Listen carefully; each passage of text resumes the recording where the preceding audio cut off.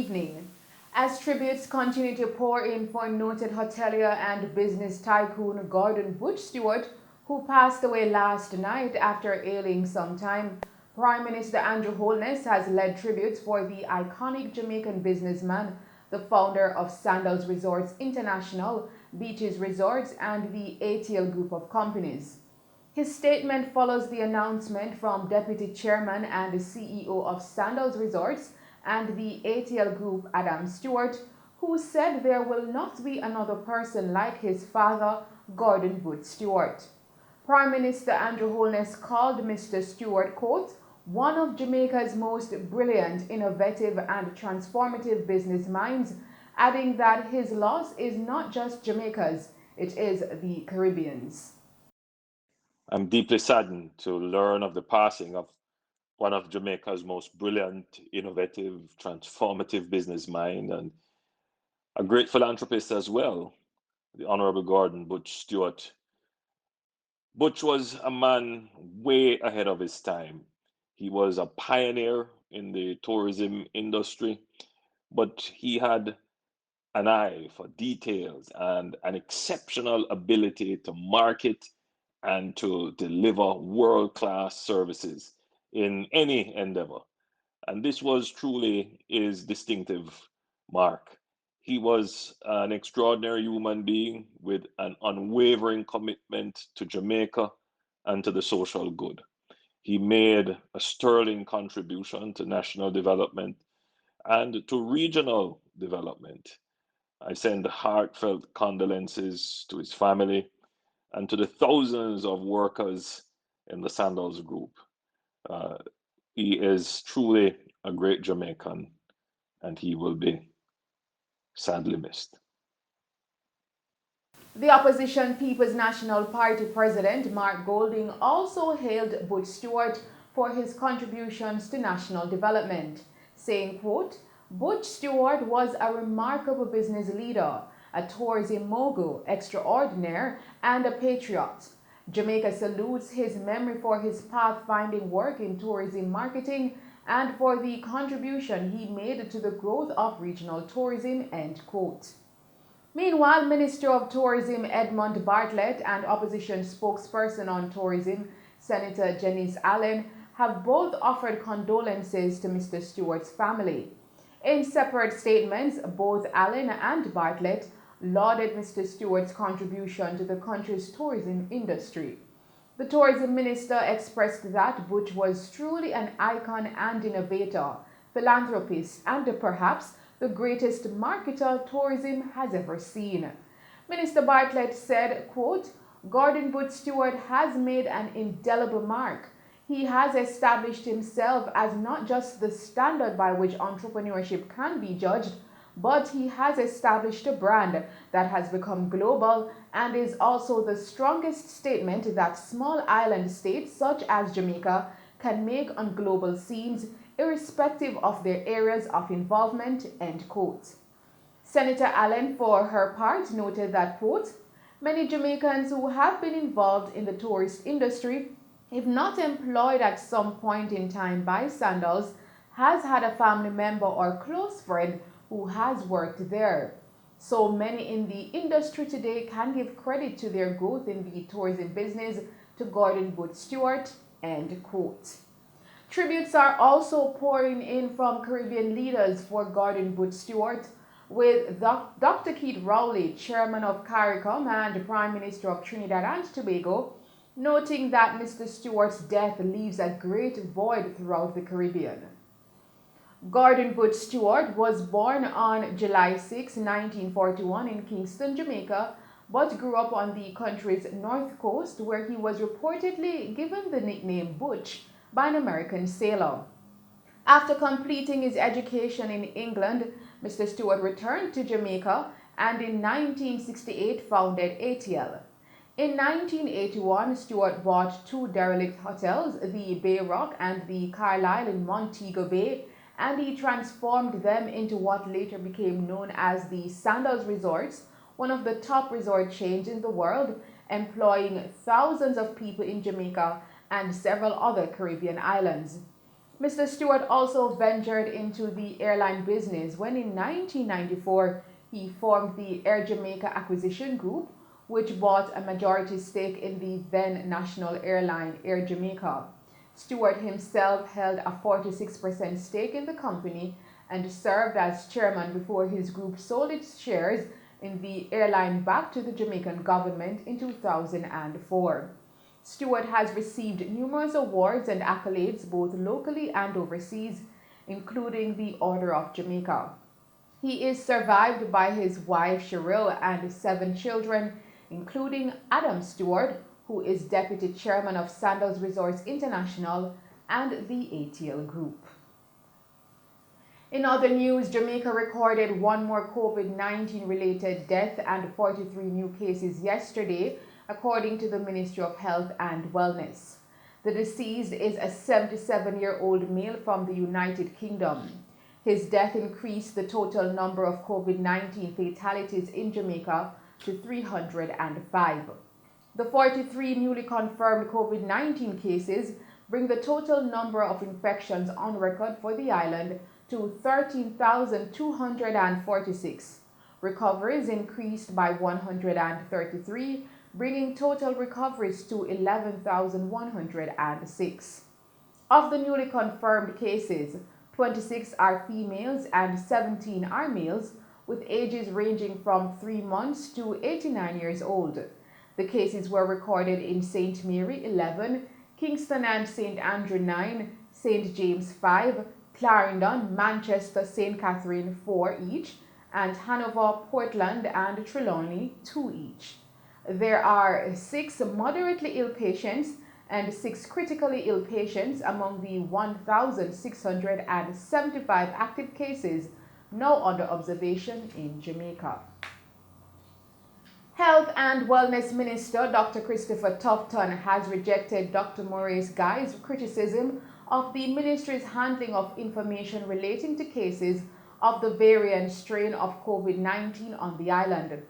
Dr. Guy, the opposition spokesperson on health, yesterday said the health ministry was being evasive in the information it released to the public, following Dr. Tufton's announcement on the weekend that 4 passengers who arrived on a flight from the United Kingdom on December 21 have tested positive for the new strain of the virus, which has forced parts of the UK into lockdown.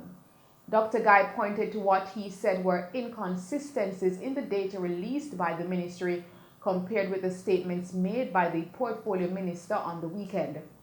However, Dr. Tufton responded to the criticism, saying that the government clearly has nothing to hide and has approached the COVID-19 response in a very transparent way. Dr. Tufton insisted yesterday that, quote, the Special Select Committee on COVID-19 and the weekly press briefings and other things of this kind will address any concerns that have been raised. All the decisions we have taken have been very deliberate and have gone through much thought and discussion. There is no value in seeking to hide any information. There is a lot more value in making the public understand what is happening, so I will not accept those criticisms, end quote. In other news, Minister of Education, Youth and Information, Favour Williams, visited a number of schools in the corporate area today to observe the restarting of face-to-face classes. Some schools the minister visited in the Kingston and St. Andrew area were Penwood High School, Seawood Primary and Junior High School, and Harisilasi High School, where we caught up with the minister, who suggested to schools not to bring in all the grades at once while utilizing the online modality. So far for today, 3 schools in the Kingston and St. Andrew area, and I've been pleased in terms of seeing how well the schools are adhering to the COVID-19 protocols, the awareness of it, but also the implementation of the protocols. I've visited several classrooms, different grades, and obviously today is the second day of the face-to-face experience. Again, not all students are back, not all schools are back, and that's because there's a flexibility for schools to use the 2-week window to decide exactly when they come back. Additionally, the four modalities or four approaches are still available to schools and to parents in terms of the online, face-to-face, audiovisual, and the learning kit. And we are encouraging all stakeholders in the education sector to use the four modalities. It is not face-to-face or nothing. We're saying to principals and teachers in schools, rotate your classes. Don't bring all the students in at once. Bring some students in today, bring some in tomorrow. Bring different grades in today, different grades tomorrow. Still utilize the online modality. When you're teaching in the class, open up your tablet. You can still access the Google platform. Students who are not in the classroom can be participating alongside those who are in the classroom.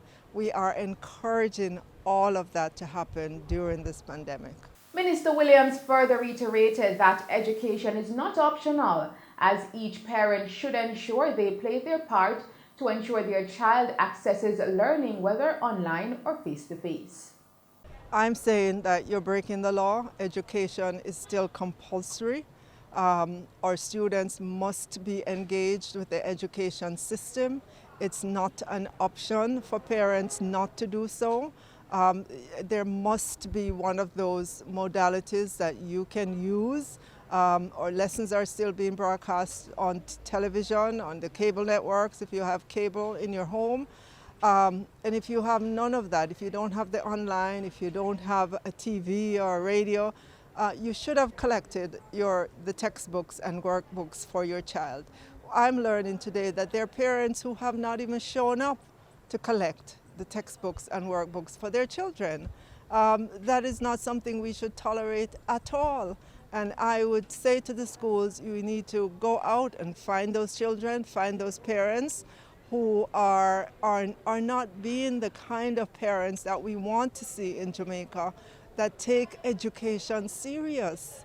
No child of school age should be, as I said in my remarks a couple of days ago, should be sitting around idly or running errands, going to the shop or outside kicking football with friends. No, it is school time.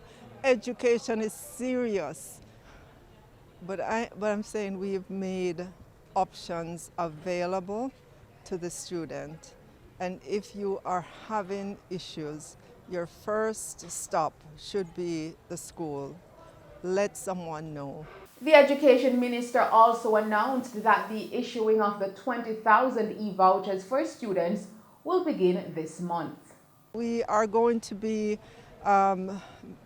beginning to make the e-vouchers available, which is the $20,000 value that parents and guardians who registered and are eligible to get it is going to begin in January, so parents can begin to make the purchases at the various vendors. We were careful in terms of the vendors we selected, but at the same time it's a wide cross-section of vendors, so wherever you live in Jamaica, you should be in close proximity to be able to buy the tablet or the laptop for your child. The government is spending billions to make devices available to our students. That is better targeting of the government taxpayers' money than a broad-based reduction in GCT on devices. Meanwhile, Harisilasi High School Principal Lorenzo Ellis shared with our news team how students and the teaching community have been coping with the impact COVID-19 has caused on the education sector. The majority of parents have indicated that they're happy to have them come to school. And the particular reason for that is that the virtual reach has been less than what we had expected. In fact, at our best, we think that we are reaching about 30% of the entire cohort. Therefore, we readily agreed to the need for the face-to-face resumption so that we can reach more of the students, particularly those who are preparing for exit exams in May and June of this year. Despite our best efforts, the virtual reach was very low, and therefore we wanted to welcome the face-to-face. While at the same time, there were a few parents who were apprehensive. Therefore, we also did a study of how students commute to school to assess the risk factors. The majority of our students do take public transportation. A less extent they walk, and a few are dropped off by parents.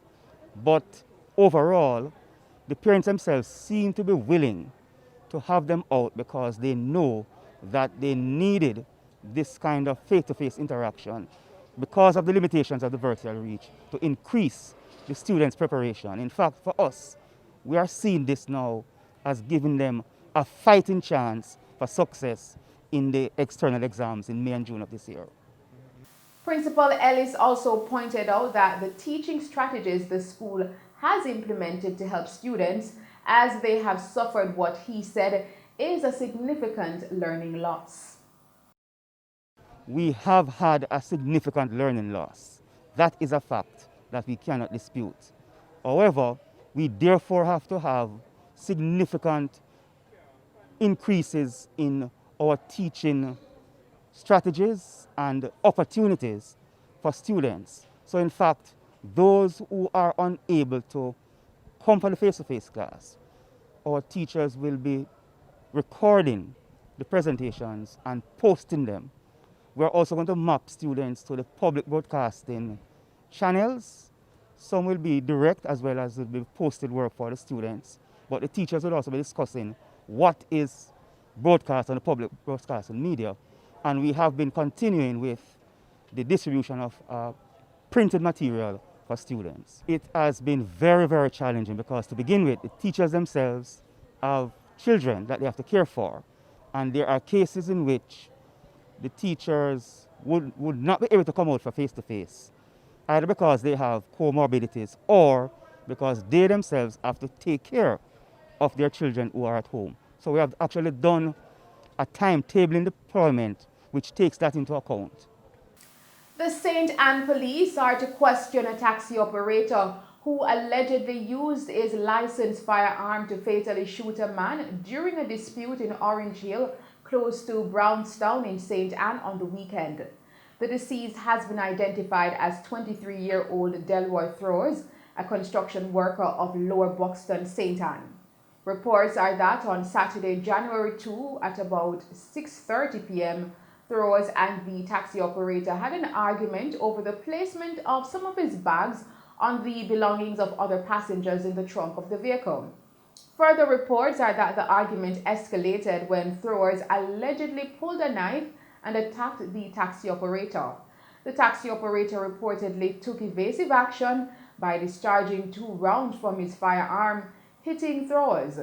Throwers was assisted to the hospital where he reportedly died while undergoing treatment. Investigations into the incident are ongoing.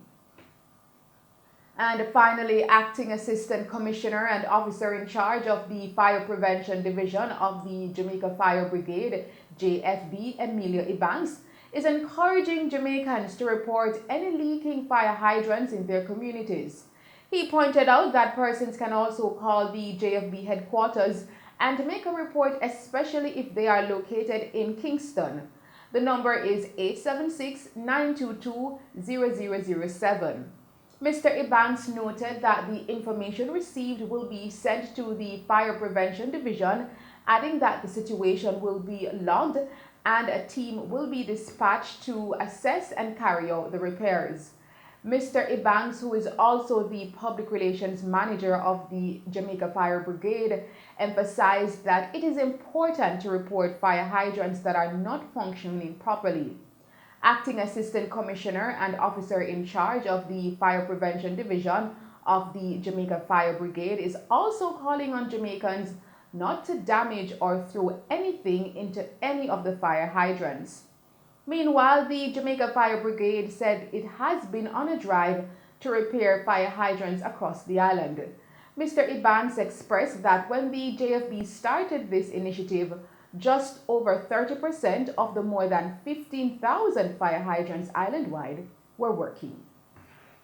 And those are the stories making news. I am Tamar McHale. We will now take a break and then join Christopher Scott with sports.